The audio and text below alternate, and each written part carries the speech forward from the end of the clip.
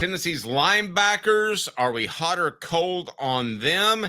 As a whole, I'll go ahead and tell you I'm hot. We usually save that for the end, but we'll do that as well. Hot or cold, brought to you by City Heating and Air Conditioning at cityheatandair.com.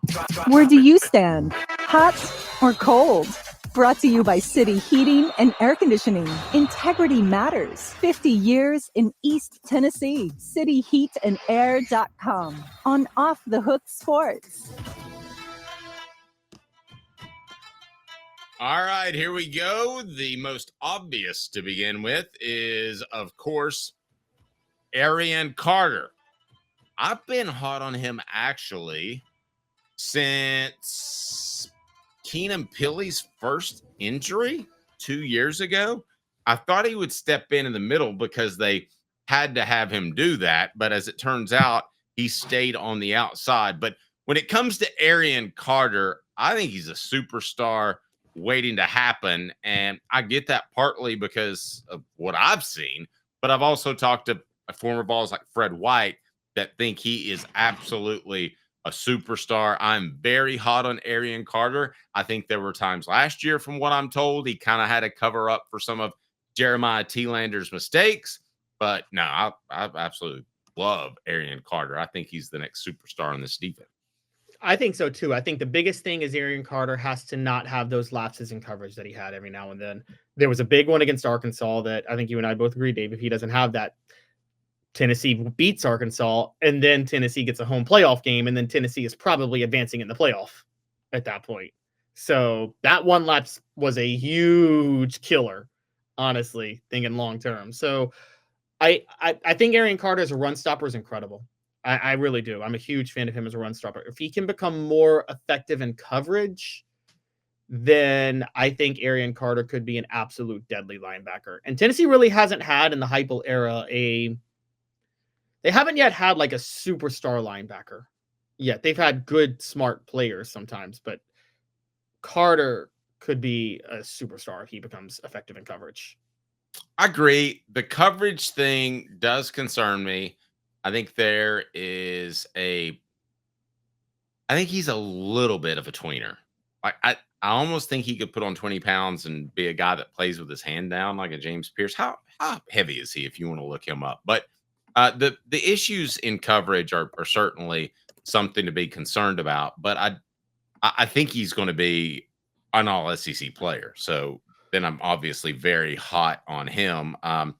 What do you think, Paris Hilton? That's hot. Agreed. All right, Jeremiah Telander.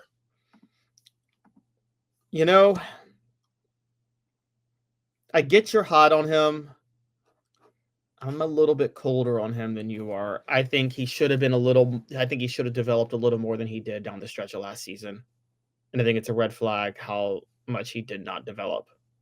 Okay. So, you know, I'm not high on Jeremiah Telander. I'm just not.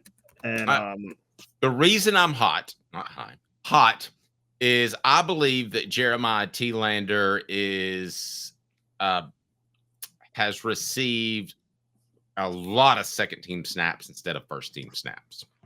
And I believe that's because Keenan Pili was supposed to be the guy middle of the past 2 years, and then he was out.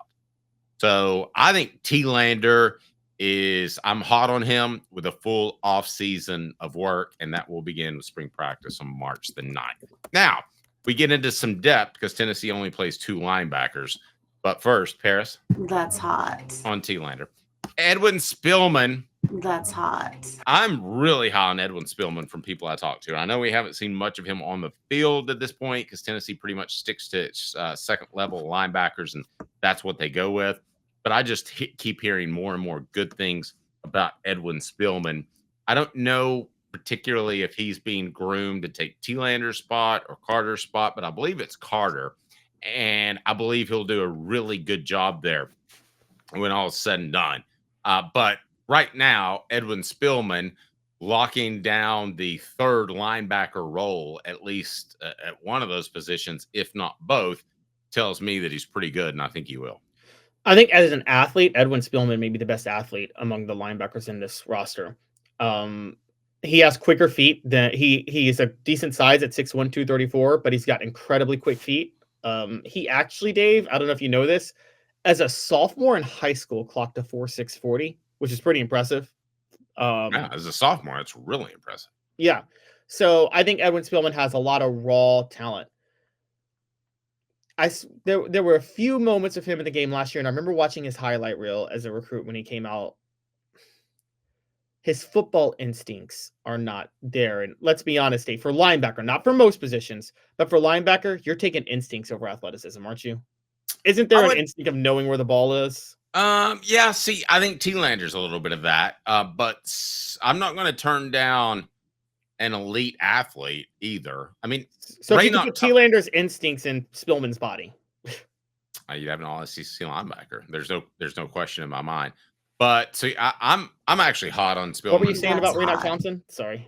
Well, I mean, I think he was a great athlete that had good instincts. I don't think he had anywhere near the instincts of a Westmoreland or an Al Wilson. But I think he had the athleticism, probably played too light and was fast because of that. I think he had the athleticism to be able to overcome that. Would you agree with that? Yeah, I actually do agree with that. Unfortunately for him, it didn't help him in the pros because he played for the most dysfunctional franchise in the world at the time. Well, it wasn't just that. He just played too light. He just had trouble putting on weight, and he hit like a ton of bricks, and his body just came apart. I mean, it was going to come apart somewhere, but he did play for the Cardinals. You're right. That didn't help. Now we get to some Spillman's technically a backup, but we get to more backups. And let's go ahead and put on the poll. Where's our poll question stand now? Yeah, and you didn't answer what you think, but it's did Tennessee win it or did Nate Oates lose it against Alabama? And I'm on Nate Oates lost it. Where are you on it, Dave? No, I think Tennessee won it. Okay, so worst coaching in the last 30 seconds I've ever seen in basketball. Yeah, but I particularly liked how they got the 3-second violation on the next to last play. All right, so that's bad coaching. Well, I think if you get a 5-second violation on the inbound, that's bad coaching. Linebackers. I'm sorry. Jordan Burns. I mean Jordan Burns. I'm cold on him. I think once these new early enrollees come in, he's going to get pushed down and he's going to hit the portal like Caleb Perry did. I think Jordan Burns is gone after this year. Yeah, I tend to agree with that. I'll be cold on him. Let's get to some more backups. We would think, at least early enrollees, what kind of impact can they have? Hot or cold, brought to you by City Heating and Air Conditioning, cityheatandair.com. Hi, Mike Davis here with City Heating and Air, reminding you to always dare to compare. Our team provides quality local heating and air service, installation, and maintenance across East Tennessee. We use only the best equipment like American Standard Heating and Air Conditioning for your residential, new construction, or commercial needs. Honesty, dependability, and customer satisfaction have been the cornerstones of our business since 1961. City Heat and Air. All right, Caleb, coming up next. You want to throw it out there? Some early enrollees. Yeah, let's start with Christian Gass. And I'm as high. I am hot like jet fuel on Christian Gass. Get it? Yep, that's pretty good. Yeah, no, I'm really, really hot on Christian Gass. I think he could actually work his way into a rotation pretty quickly. From my understanding is he is a incredible athlete.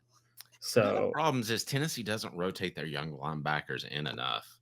Barring injury, and Keenan Pili got injured a lot, but barring injury, I don't see other linebackers other than the two starters out there.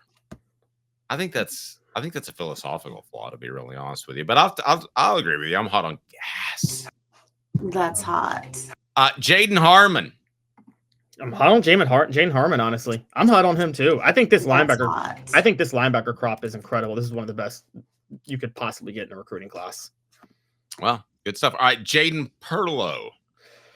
Jaden Perlow is the one I'm probably cold on in this group, but he's the only one I'm cold on in this group. But yeah, I think Jaden Perlow is just a body. I don't think he's.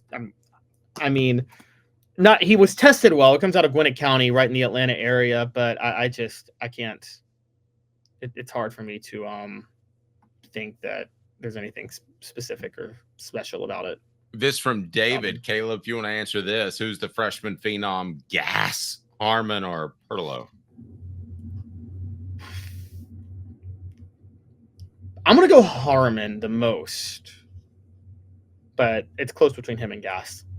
Okay. All right. These guys will all be playing special teams. We had a question on that. I guarantee you that.